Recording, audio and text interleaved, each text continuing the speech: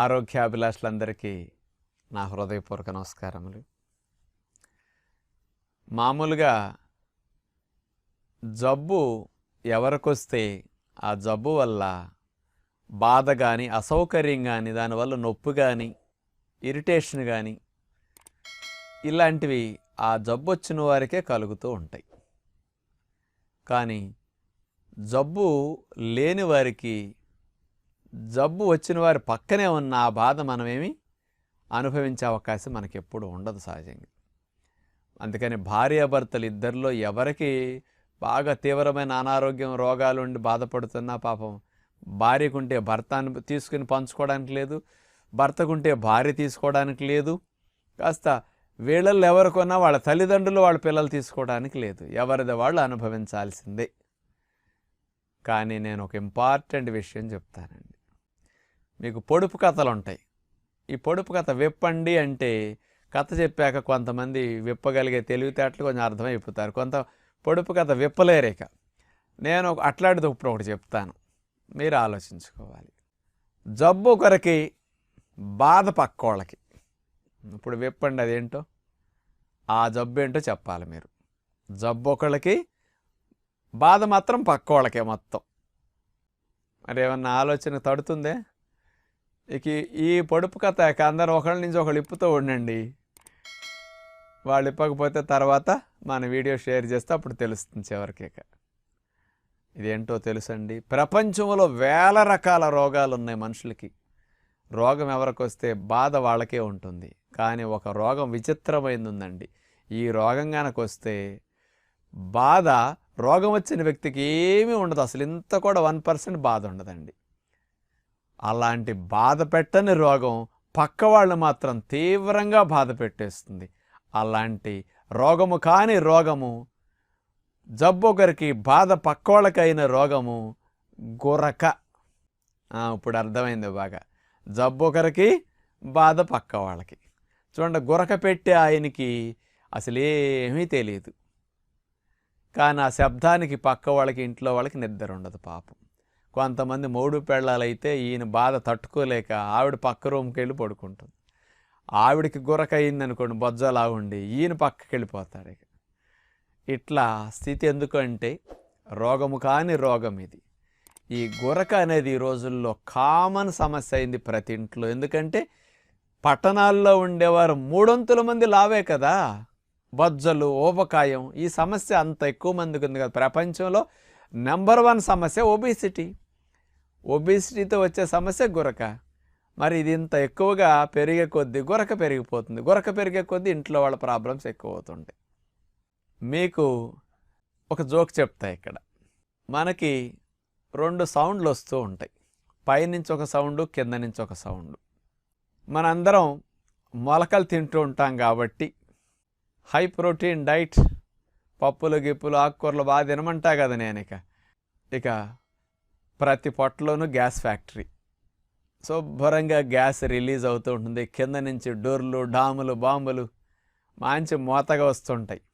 ఈ బాంబులకు ఒకటి ఉందండి విశేషత, మెలకు ఉన్నప్పుడే వస్తాయండి.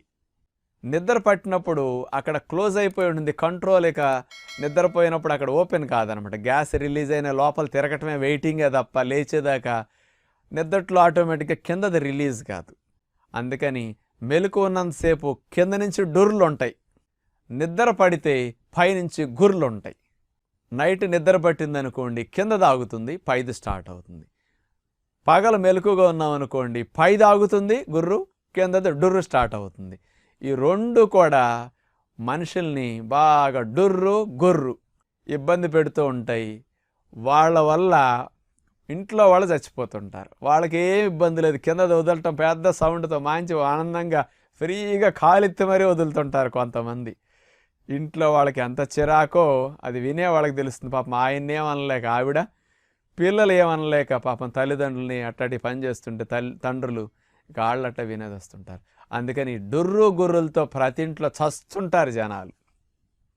మరి అలాంటి గుర్రు తగ్గాలంటే మీకు లావు అయితే ఎందుకు వస్తుందో తెలుసండి? లావు అయితే మీ నాలిక కూడా లావు అయిపోతుంది, అక్కడ కొవ్వబట్టేస్తుంది, కొండ నాలిక కూడా కొవ్వబట్టేస్తుందండి. ఇదంతా పడుకున్నప్పుడు అట్లా వెనక వాలుతుంది. వెళ్ళి ముక్కులో నుంచి వెళ్ళే గాలి ఈ అంగుటు గుండా కదా లంగ్స్లోకి వెళ్ళేది. ఆ అంగుటు భాగం దగ్గర ఈ నాలిక కొండ నాలిక వెళ్ళేది కాస్త గ్యాప్ తగ్గించేస్తుంది. అందుకని మీకు గురకొచ్చేస్తూ ఉంటుందన్నమాట. ఇరుకు మార్గంలో గాలి వెళ్తాం సౌండ్ ఎక్కువ రిలీజ్ అవ్వటానికి కారణం అవుతుందన్నమాట. అదే మీరు సన్నగా ఉన్నప్పుడు ఆ సందులోంచి వెళ్ళే గాలి మీ శరీరానికి సరిపోతుంది. అదే మీరు లావు అయినప్పుడు మీ శరీరానికి ఎక్కువ గాలి కావాలి. ఎక్కువ గాలి తక్కువ సందులోంచి తీసుకోవడం వల్ల ఫోర్స్ పెరుగుతుందన్నమాట. అందుకని ఇరుకు మార్గంలో గాలి ఎక్కువ తీసుకునేటప్పుడు శబ్దంతో వెళుతూ ఉంటుందన్నమాట. అందుకని గురక సౌండ్ రిలీజ్ అవుతూ ఉంటుందన్నమాట. అంచేత మీరు గురక తగ్గాలన్నప్పుడు అర్జెంటుగా వెయిట్ తగ్గించడం, బొజ్జు తగ్గించుకోవటమే మార్గం అన్నమాట. దీనికి ఒక సలహా చెప్తానండి. సాయంకాల పూట 6 గంటలకల్లా మీరు డిన్నర్ ఓన్లీ ఫ్రూట్స్ తినడానికి ట్రై చేయండి. బొజ్జు ఉన్నవారు, లావు ఉన్నవారు, ఊబకాయం భారీ ఊబకాయం ఉన్న వారందరూ డిన్నర్ ఉడికిన ఏమి తినకండి. ఎర్లీ డిన్నర్ ఫ్రూట్స్ తినేస్తే మీరు తిన్న ఆహారం అరిగిపోతుందండి. పొట్ట ఖాళీ అయిపోతే ఆక్సిజన్ అవసరం తగ్గుతుంది. మీరు ఇన్నాళ్ళు చేసిన మిస్టేక్ ఏంటో తెలుసా? ఉడికిన ఆహారం తిన్నారు. ఉడికిన ఆహారం అరిగించడానికి 30-35% ప్రాణవాయువు ఎక్కువ అవసరం. పైగా తిని పడుకున్నారు. ఈ బొజ్జంతా వెళ్ళి లంగ్స్ని నొక్కేసింది. గాలి ఇంకా తగ్గిపోతుంది. అసలే లావు, బొజ్జు వెళ్ళి లంగ్స్ని నొక్కేయటం, ఉడికిన ఆహారం వల్ల ఆక్సిజన్ ఎక్కువ కోరిక ఉంటుంది. అంచేత దీనివల్ల మీకు గురక ఎక్కువ వస్తుంది. అదే 6 గంటలకు తినేసి ఫ్రూట్స్ తింటే దీనికి ఎక్కువ, దాని నిండానే ప్రాణవాయువు ఉన్న ఆహారం అది. ఇటు నుంచి ఆక్సిజన్ ఎక్కువ అక్కర్లేదు దాని డైజెషన్కి. 6ంటికి తినేస్తే పడుకునేలోపు డైజెషన్ అయిపోతుంది. పొట్టెళ్ళి లంగ్స్ మీద పడదు.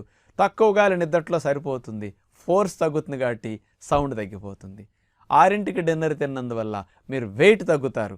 రేపు ప్రొద్దున 9-10 వరకు ఏమీ తినకుండా గ్యాప్ ఇచ్చేసేయండి. కొవ్వంతా కరుగుతుంటుంది. మీకు వెయిట్ రిడక్షన్కి బెస్ట్ సొల్యూషన్ ఎర్లీ డిన్నర్ 6 o'clockకి ఓన్లీ ఫ్రూట్స్ తింటాం. నెక్స్ట్ డే మార్నింగ్ 10 వరకు గ్యాప్ ఇచ్చేసేసి నీళ్ల మీదే ఉండటం ఉదయం పొట్ట లేచాక. ఇది ఒకటి అమలు చేయండి. వారం 10 రోజుల్లోనే 15 రోజుల్లోనే మీకు గురక సివియారిటీ తగ్గుతుంది. నెల 2 నెలల్లో 50-60-70% తగ్గిపోతుంది. ఇంకా బాగా బరువు తగ్గితే మొత్తం తగ్గిపోతుంది అనమాట. మనం తోటి వాళ్ళకి ఇంత కూడా హాని కలగకుండా, మన వల్ల అసౌకర్యం కలగకుండా, అది పిల్లలు అవ్వచ్చు, భర్త అవ్వచ్చు, లేకపోతే భార్య అవ్వచ్చు, తల్లిదండ్రులు అవ్వచ్చు, మన ఇంట్లో గురక వల్ల అందరూ ఇబ్బంది పడుతుంటారు. ఎక్కడన్నా పడుకున్న రైల్లో మన వల్ల ఒక బెర్త్లో పడుకుంటే ఆ పక్కనే 7-8 బెర్త్లు అట్లాంటి ఇబ్బంది పడుతుంటారు పాపం. చూడండి ఎంత అసౌకర్యం. అంచేత ఇంతమందికి ఇబ్బంది కలిగించే జబ్బును మనం ఎందుకు తగ్గించుకోకూడదు? మనం సహాయం చేయకపోతే పర్లేదు, కానీ హాని కలిగించకుండా ఉంటే అదే పెద్ద సహాయం అనమాట సమాజానికి. అంచేత అందరి సుఖమే మన సుఖం, అందరూ బాగుంటామని కోరుకోవటమే మన బాగుకు అది పునాది అవుతుంది అని భావించండి. మంచి వైపు మనం వెళ్ళటానికి ఒక చక్కటి అవకాశం కలుగుతుందని, గురకను పోగొట్టుకునే వరకు మీరు శ్రద్ధ పెడతారని విజ్ఞప్తి చేస్తూ నమస్కారం.